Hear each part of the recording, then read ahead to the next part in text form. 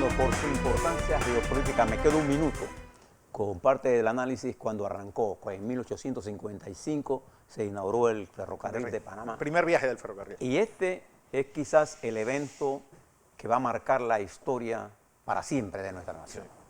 Recuerde que, fíjese el año, 1855. La razón de este ferrocarril era el descubrimiento de las minas de oro en California. Y que cruzar del este al oeste de los Estados Unidos era una aventura, primero, a la buena de Dios, gigantesca y mucho tiempo, y los indios y la muerte. Y cuando ellos se dieron cuenta que venir a Panamá, venir aquí y cruzar por otro lado era más fácil, se creó un tráfico gigantesco de personas. Bueno, San Diego tiene un monumento a Panamá, uno de los más grandes monumentos que tiene a Panamá, un país igual. La ciudad de Panamá de la Florida, pues tiene que ver con esa gente que hizo mucho dinero en Panamá y le quiso poner a su población pues el nombre de nuestra tierra. Y eso puso en la mente de los dirigentes políticos y estrategas norteamericanos que el dominio de los Estados Unidos en el mundo pasaría por el control de los mares. Sí, y para tener el control de los mares tenía que tener el control de la navegación en el Océano Pacífico y Atlántico. Y la única forma de hacerlo era la construcción de un canal. Y ellos aquí vinieron. Eso era una obra gigantesca, tanto el ferrocarril en su época como el canal posteriormente. Bueno, de ello hablaremos después.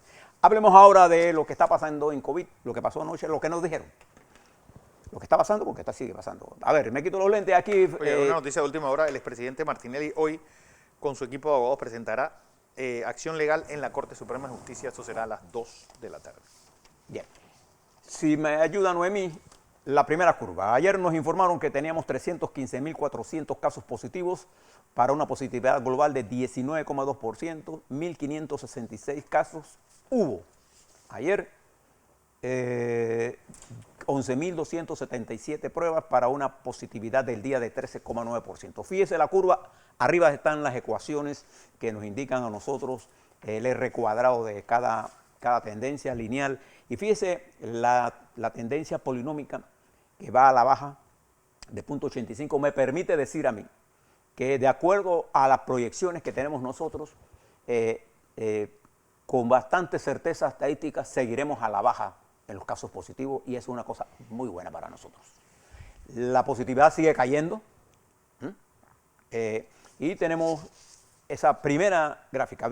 Fíjense las ecuaciones arriba, el R cuadrado mide el nivel de certeza que tiene la proyección de la curva. Fíjense que nosotros para la polinómica tenemos una proyección de 3.266 casos y resultó de 1.566. Esto no tiene nada que ver con el número de pruebas que se hicieron en lo absoluto, para que no se engañen en esto. Bien, eso es un paso positivo. La otra curva, por favor.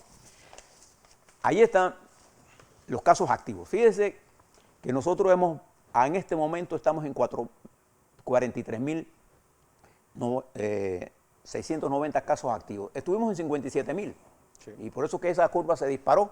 Y fíjense ahora, la tendencia ya de la curva polinómica indica hacia abajo. Estamos en términos de casos activos a la baja. Y eso es también... Más del 20% menos. Bien, deme la otra curva, por favor. Y aquí es donde tenemos nosotros la presión en este momento. Debido a la acumulación que tuvimos, la presión que se tuvo en el sistema hospitalario puso casi al desborde. Ahora tenemos otras instalaciones, qué sé yo. Ojalá no lo usemos. Ojalá no lo usemos. Y para no usarlas tenemos que seguir con esto. Pero el sistema sigue siendo presionado y tenemos que bajar. Nosotros debemos estar convencidos que bajar la positividad, bajar los casos, baja todo el sistema. Bien. Y la otra curva, que es la mortalidad, puedo decir que a pesar de que, recuerde que en cada día nos están dando los acumulados de muertes ocurridas en un tiempo que nosotros no podemos determinar. Y como consecuencia, no podemos colocarla en el tiempo real donde ocurrió la muerte, sino colocarla en el día en que nos la dieron. Y esto está alterando la curva y a pesar de eso, va a la baja. Y la otra es la positividad. Y ahí la curva nos está indicando, Noemí, pásame la última, nos está indicando con claridad, con una R cuadrada de 0.85, que vamos a la baja en positividad. Y yo puedo decir que desde el punto de vista estadístico, con bastante precisión para mi análisis estadístico, que la tendencia es que la positividad seguirá a la baja, de mantenerse las condiciones que tenemos. Recuerde que siempre que hacemos la proyección, nosotros vemos siempre, las proyecciones están determinadas por el nivel de cosas que se están haciendo. No hemos cambiado ninguna posición en el futuro. Lo que está acumulando la curva es lo que se está haciendo bajo las condiciones que se están haciendo. Entonces, en términos generales, la positividad nos está indicando a nosotros con certeza estadística que vamos a la baja. Eso es bueno. Y los casos generales van a la baja. Y eso es bueno. Bien. Quisiera hablarle de varios temas, rápidamente, antes de tener nuestra primera entrevista, que es uno de los temas fundamentales de este país. Quisiera hablarle sobre este tema de Ana Matilde Gómez y lo voy a mezclar con otro tema. No voy a entrar a discutir el caso de Ana Matilde per se, pero fíjese lo curioso, porque se trata de una designación de una jueza de derechos humanos. Nosotros estamos proponiendo una persona que fue fiscal general de una nación, perseguidora del delito, para que sea jueza. La mentalidad de una fiscal o de un fiscal no es la mentalidad de un juez. Exacto.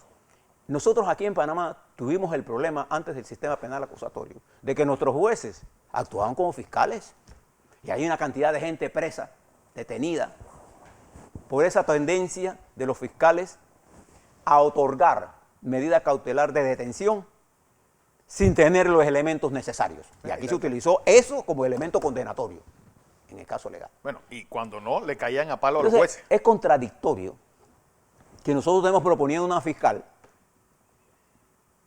para derechos humanos. Y esto es el problema político más serio. Hay gente que dice, bueno, es que yo hice una consulta, dijo Ana Matilde, con juristas. Bueno, este no es un problema de juristas, este es un problema político. Observe lo siguiente, en el mundo, ¿cuáles son las variables que nosotros estamos manejando en este momento? Una de las luchas más importantes, de las luchas políticas más serias que estamos nosotros desarrollando en el mundo, es la lucha por los derechos humanos, por el respeto a los derechos humanos, que creó la confrontación entre Trump y la comunidad afroamericana y latina con Trump. La violación de los derechos humanos de la gente. Ese es el tema más político. Entonces yo creo que, Ana Matilde, usted lo que debe hacer es una consulta política, sí, no una consulta jurídica. Basta ser abogado para hacer. Entonces yo lo que le digo a Matilde es que yo creo que usted debería pensar realmente y retirarse. Porque, primero, me parece que ya eso es un caso muerto. Eso no va para ningún lado. sí. De hecho, ha generado tanta impugna interna en el gobierno, ¿no? que ha creado problemas. Pero además le ha creado problemas a usted innecesariamente, ¿no? Porque aceptar postulación de un gobierno al que yo considero corrupto, no sé cuál sentido tenga entonces yo ser, ¿no? Hay cosas que uno tiene que pensar políticamente. Mi consejo es que sepa que esa es una candidatura muerta. Bien. Y fíjense, me voy a otro punto ahora jurídico. El diputado Silva, creo que fue, propuso una modificación, vuelve a traer el tema de que para él, una empresa que según él haya cometido un delito de corrupción y que haya sido condenada y haya llegado a acuerdos extrajudiciales, esa empresa sea eliminada. Y pasó una ley que intentaron pasarla en la ley ¿te acuerdas? De contrataciones públicas. Sí.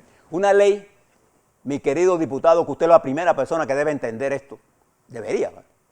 Es una ley inconstitucional. Usted no puede, ningún diputado puede pasar una ley para hacer retroactivo medidas de castigo sobre una decisión jurídica ya tomada. Eso es inconstitucional. Sí. Pero si usted tiene alguna duda de eso, los tratados internacionales que la República de Panamá, señor diputado, ha firmado, como el Tratado Anticorrupción de la OEA, por ejemplo, de la cual nosotros somos signatarios y que en la pirámide tiene validez sobre la Constitución. Sobre la Constitución. Sí. Las formas eficientes de conseguir condenas es la colaboración efectiva. Y cuando el juez emite una homologación sobre un proceso que la Fiscalía ha presentado ante ese juez, en este caso de la República de Panamá, que tenemos el sistema penal acusatorio, y el juez avala los acuerdos judiciales a que ha llegado, el juez emite una sentencia que es una sentencia jurídica de estricto cumplimiento, y no hay ley retroactiva que pueda echar para atrás eso, porque eso sería una violación a los derechos humanos. Aquí es donde la contradicción yo encuentro entre tratar de poner un fiscal a la categoría de juez internacional, porque la mentalidad de un fiscal es una cosa y la mentalidad de un juez es otra cosa. La mentalidad de un fiscal es la persecución del delito, y por eso la Constitución y el Código Procesal Penal panameño especifica con claridad, pero el control de la legalidad de lo que hace el fiscal es del juez. ¿Por qué eso es así? Por una teoría del derecho, y una teoría que tiene uno de los más importantes pasos del avance político de la humanidad. Los fiscales tienen la tendencia a pasar por los derechos humanos de los demás. Y sus juicios jurídicos están controlados por los jueces para llevar el control de la legalidad. Pero cuando hay una colusión entre el fiscal y el juez, y algunos medios, se produce lo que se conoce como el lawfare, la violación más flagrante de los derechos suyos, míos, de Fernando, de todos nosotros. Entonces este intento de taquillar con respecto a este tema constituye una de las cosas que demuestra el nivel de ignorancia del que propone cosas como esta. Exacto. Porque la corrupción, el tratado que nosotros firmamos anticorrupción, y si usted lee el preámbulo de los objetivos de este tratado, en la lucha contra la corrupción, la primera cosa que el tratado establece, de la cual nosotros somos signatarios, no sé si el señor diputado sabe eso, yo le recomiendo que se lo lea y consulte, es que en la lucha contra la corrupción, la primera cosa es conseguir condenar y rescatar el patrimonio perdido.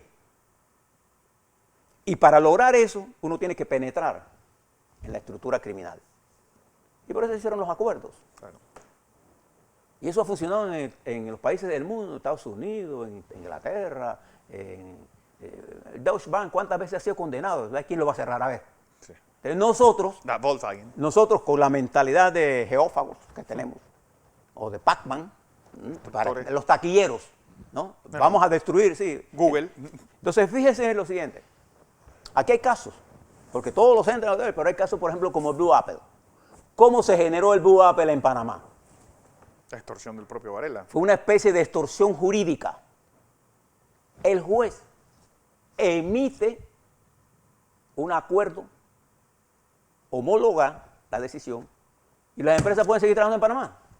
No hay ningún derecho que tenga ningún legislador de esta república, por más taquillero que quiera ser, de violar ese derecho de esa empresa que llegó a un acuerdo y que se tiene que cumplir.